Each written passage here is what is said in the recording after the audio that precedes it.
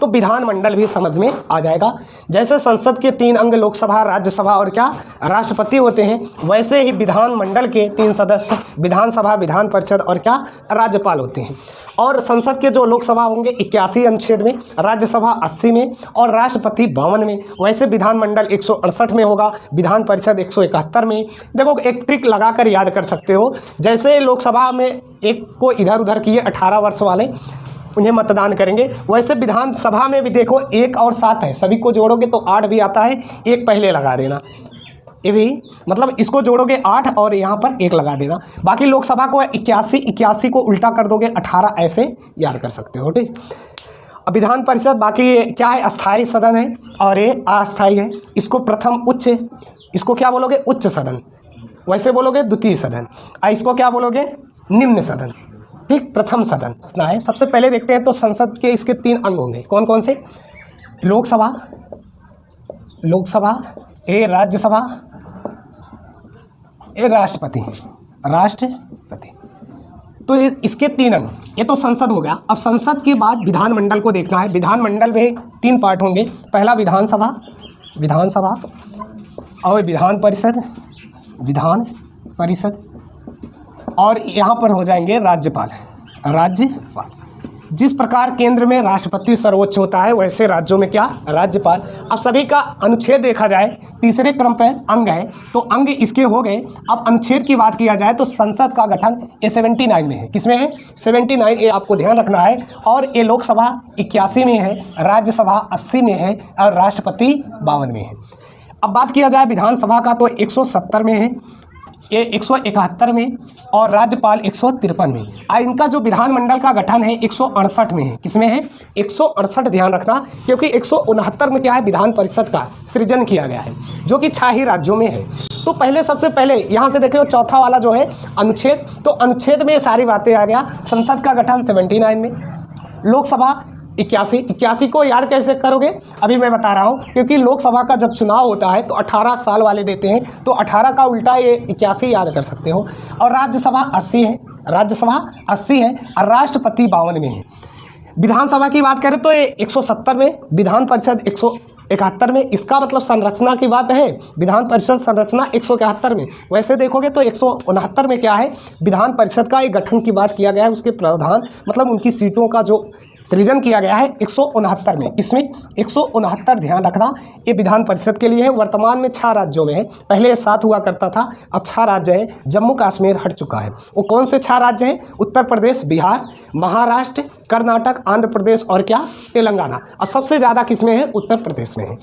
तो चलिए अब एक एक बात को समझना है। अनुच्छेद भी हो गया, ये राज्यपाल क्या हुआ 153 में। तो सबसे पहले संसद को समझ लेते हैं। संसद के जो लोकसभा सदस्य होते हैं इनका निर्वाचन प्रत्यक्ष होता है और राज्यसभा का निर्वाचन अप्रत्यक्ष रूप से होता है। राष्ट्रपति का भी निर्वाचन क्या होता है, अप्रत्यक्ष एकल संक्रमणी मत पद्धति द्वारा होता है। राज्यपाल का बात किया जाए तो इनका निर्वाचन नहीं होता है। अब विधान परिषद का भी क्या होता है, प्रत्यक्ष होता है और विधानसभा का क्या होता है, प्रत्यक्ष होता है। इतनी बात कंफर्म। तो विधान परिषद का यह देखोगे तो ये 18 साल, जैसे ये लोकसभा है राज्यों में वैसे ही ये विधानसभा है। तो आयु की बात करें तो लोकसभा के 25 वर्ष है, कम से कम कितना, लोकसभा का 25 और विधानसभा का भी आयु कितना हो जाएगा, 25 वर्ष कम से कम। अब बात किया जाए राज्यसभा का तो राज्यसभा का 6 वर्ष होगा और हर 2 वर्ष में क्या हो जाते हैं, सेवानिवृत्त हो जाते हैं और उनके पद पर नए लोग आ जाते हैं। और सदन की बात करोगे तो राज्यसभा कौन सा सदन है, अस्थाई सदन है। चलो एक एक मैं बात को यहाँ पर लिखता हूँ। सदन की बात करें तो ये विधानसभा कैसे है, जैसे लोकसभा क्या है अस्थाई सदन, वैसे ये भी क्या है, अस्थाई सदन है। जैसे लोकसभा क्या है अस्थाई, वैसे विधानसभा भी क्या है अस्थाई, और इसको बोलोगे अस्थाई सदन। और ये बाकी तो ये राज्यपाल है, राष्ट्रपति। और इसको बोलोगे कौन सा, उच्च या निम्न, इसको बोलोगे निम्न सदन। कौन सा, निम्न। और इसको बोलोगे उच्च सदन। बाकी एज की बात किया जाए तो 25 वर्ष कम से कम, और इसमें कितना 30 वर्ष। उसी प्रकार चल रहा है जैसे मैं संसद को बताया था। संसद में भी क्या था, राज्य जो सभा था इनके न्यूनतम आय कितना होते हैं, वो 30 वर्ष, और इसमें कितना, ये 25 वर्ष। तो लोकसभा और विधानसभा देखो मिल रहा है कि नहीं। अब बात किया जाए आय योग्यता की तो आप भारत का नागरिक हो, क्या हो, भारत का नागरिक हो, किसी लाभ के पद पर ना हो, पागल या दिवालिया ना हो। ठीक, ये सारी बात हो गया योग्यता की। और ये आयु हो गया। अब कार्यकाल की बात किया जाए तो इनका कार्यकाल 5 वर्ष होता है।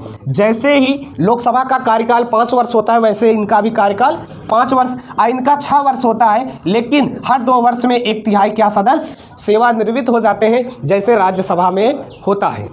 जैसे राज्यसभा में होता है वैसे ये क्या हर 2 वर्ष में 1/3 सदस्य सेवानिवृत्त हो जाते हैं। अब बात किया जाए राष्ट्रपति का कार्यकाल तो ये 5 वर्ष का होता है। राज्यपाल का भी कार्यकाल 5 वर्ष का होता है, लेकिन ये राष्ट्रपति के प्रयत्न ही इनका कार्यकाल होता है। जब चाहे तो राष्ट्रपति हटा सकते हैं। और राष्ट्रपति भारत के प्रथम नागरिक हैं। इनका निर्वाचन होता है, इनका निर्वाचन नहीं होता है, ये नियुक्ति होता है, इनकी नियुक्ति होता है। और राष्ट्रपति के वेतन की बात किया जाए तो 5 लाख रुपए प्रति माह है। और राज्यपाल की बात किया जाए तो 3.5 लाख रुपए प्रति माह है। 3.5 लाख रुपए प्रति माह है। अब इसके बाद कार्यकाल हो गया। गणपूर्ति की बात करें तो चाहे विधानसभा हो या लोकसभा हो या राज्यसभा हो या विधान परिषद हो, सबकी गणपूर्ति एक ही होता है। 1/10 सदस्य उपस्थित होने चाहिए, तभी उसका गणपूर्ति माना जाएगा। अब चाहे जिसका भी उठाकर देख लो, ठीक, चाहे लोकसभा की बात किया जाए या राज्यसभा की या विधान परिषद की या विधानसभा की, तो गणपूर्ति कितना है, मतलब इतने लोग होने चाहिए तब एक कार्यवाही प्रारंभ हो जाएगी। लेकिन यदि विधान परिषद की सीटें कम है तो उसका 1/10 नहीं देखना है, कम से कम 10 सदस्य होने चाहिए। कितने? 10। जैसे किसी विधानसभा में 40 ही सदस्य हैं या 40 सीटें हैं, तो वहाँ उसका 1/10 निकालोगे तो 4 ही आएगा। 4 नहीं, कम से कम कितना? 10 होना चाहिए। कहीं कहीं पर 60 भी है ना, तो वो कम से कम 10 होना चाहिए गणपूर्ति के लिए। बाकी लोकसभा का देखा जाए तो वर्तमान में 245 सीट पर ये निर्वाचन होता है। इसी में 2 मनोनीत भी होते हैं। 243 में क्या होता है? निर्वाचन होता है, 2 राष्ट्रपति द्वारा मनोनीत किए जाते हैं। एक मिनट, ये राज्यसभा का है, इसको राज्यसभा कर लेना। लोकसभा में 545 हो जाएगा। कितना? 545 में इसमें 2 होते हैं। अब इसमें क्या हो जाएगा? 12। राज्यसभा में 12 सदस्यों का मनोनीत होता है। वो कौन करता है? भारत के पहले नागरिक, मतलब राष्ट्रपति। तो ये ध्यान रखना, 245 में 12 मतलब 233 का निर्वाचन होता है, वो भी अप्रत्यक्ष होता है। और लोकसभा की बात किया जाए तो 545। वैसे देखा जाए तो 552 मैक्सिमम है और राज्यसभा का 250 ये मैक्सिमम है, लेकिन जो वर्तमान में हो रहा है उसी की बात किया जा रहा है। ठीक, तो ये बातें थी। अब विधान परिषद की बात किया जाए तो विधान परिषद केवल 6 राज्यों में, वो 6 राज्य में पहले ही बोल दिया, यूपी, बिहार, महाराष्ट्र, कर्नाटक, आंध्र प्रदेश और क्या? तेलंगाना। और सबसे ज़्यादा यूपी में है। यूपी में 100 है। कितना है? 100 है। और सबसे कम तेलंगाना में है, वहाँ पर कितना है? 40 में। कितना? 40 विधान परिषद। अच्छा राज्यों में। अब विधानसभा की बात करें तो सबसे ज़्यादा यूपी में है। कहाँ है? यूपी में 403 यहाँ सदस्य हैं। बाकी कम की बात करोगे तो कम, कई लोग हैं, किसी का 40, किसी का 60, ऐसे हैं कई लोगों का। तो ये कुछ पॉइंट है, इसे आप लिख सकते हो। बाकी अध्यक्ष और उपाध्यक्ष की बात करें तो जो राज्यसभा, मतलब भारत के जो उपराष्ट्रपति होते हैं वो राज्यसभा के क्या होते हैं? अध्यक्ष होते हैं।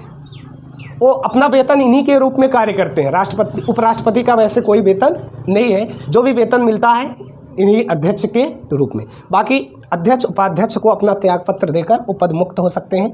राष्ट्रपति पर महाभियोग जैसी प्रक्रिया लाया जाता है या अपने स्वेच्छा से ये अपना त्यागपत्र दे सकते हैं। राष्ट्रपति पर जो महाभियोग प्रक्रिया लाया जाता है ये अनुच्छेद 61 के तहत लाया जाता है।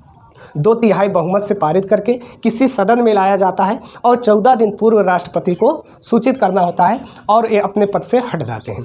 तो ऐसी ही कुछ प्रक्रिया ये विधानसभा के अध्यक्ष और उपाध्यक्ष पर भी लाया जाता है। 14 दिन पूर्व उन्हें सूचित करना होता है, लेकिन अध्यादेश नहीं लाया जाता, मतलब महाभियोग नहीं लाया जाता है। सिर्फ क्या वैसी प्रक्रिया लाया जाता है। महाभियोग सिर्फ राष्ट्रपति पर लाया जाता है और किसी पर भी नहीं। वैसी प्रक्रिया मतलब किसी पर भी लाया जा सकता है, चाहे वो विधानसभा के अध्यक्ष या उपाध्यक्ष हो या विधानसभा परिषद के अध्यक्ष या उपाध्यक्ष हो। ठीक, तो ये सारी बातें इसको लिख लीजिए। चलिए।